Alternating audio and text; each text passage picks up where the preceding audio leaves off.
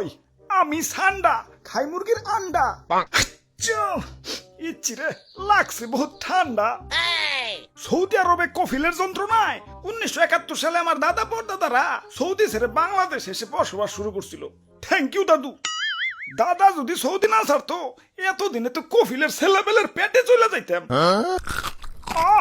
সবুজ শ্যাবল বাংলাদেশে খুব রিল্যাক্সে আছি। না আছে কফিলের যন্ত্রণা, না আছে মরুভূমির যন্ত্রণা। আহা কি আনন্দ আকাশে বাতাসে। মন্ত্রী, ওই মন্ত্রী, আরে ওই মন্ত্রী। জি জি হুজুর। সারাদিন টিকটক দেখ লইব, রাত সবার কাম করবো কেঠা? তোমার জেঠা? আরে হুজুর দেখেন না, নেট দুনিয়া তো পুরাই ঠান্ডাময়। আপনি তো পুরাই ভাইরাল হয়ে গেছেন। নেটে ঢুকলেই খালি আপনার ছবি। কি কও, তাই নাকি? কিরে ফোন দিল কারা? হ্যালো, কে?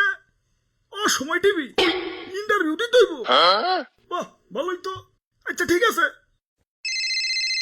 আবার কারা? হ্যালো, কে? নিউজ 420 কি?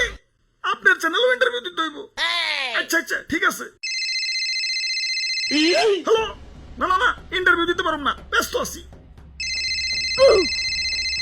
হাই হাই, ও নো, এই ফোনের উপরে ফোন আইতাছে।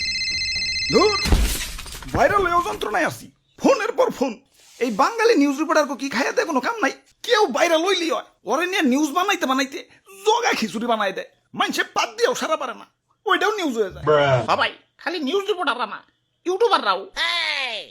তাই ভাইরাল হয়ে ভালোই লাগতাছে, নিজেরে পুরো মেগা স্টার ফিল হইতাছে। সাকিব খান রে ফোন দিয়ে ক বরবাদ টুতে যেন আমারে রাখে।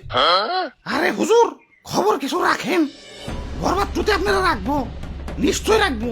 তো এই অ্যাক্টর হিসেবে না, খাবার টেবিলের খাবার হিসেবে। কি কও তুমি? হ্যাঁ, দেশে ঠান্ডা ভাইরাল হওয়ার পর থেকে দেশের পাবলিকরাও আমাকে ধরে ধরে খাওয়া শুরু করছে। অনেকে তো ঠান্ডা ভেবে বেচারা ঘুষাবেও ছাড় দিতেছে না, ঘুষাবো খাইতেছে। কও কি সৌদির কফিল কি বাংলাদেশে বললো নাকি? হুজুর এইমাত্র খবর পাইলাম সুলতান ডাইনে ঠান্ডা বিরিয়ানি চালু করছে। এতক্ষণে কাম হইছে, বংশ তো নির্বংশ হয়ে যাবে।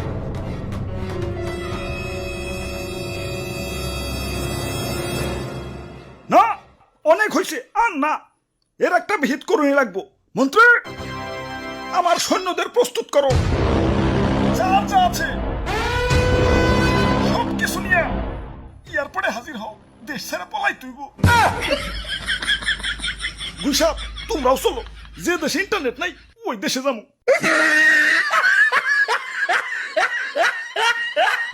দাদু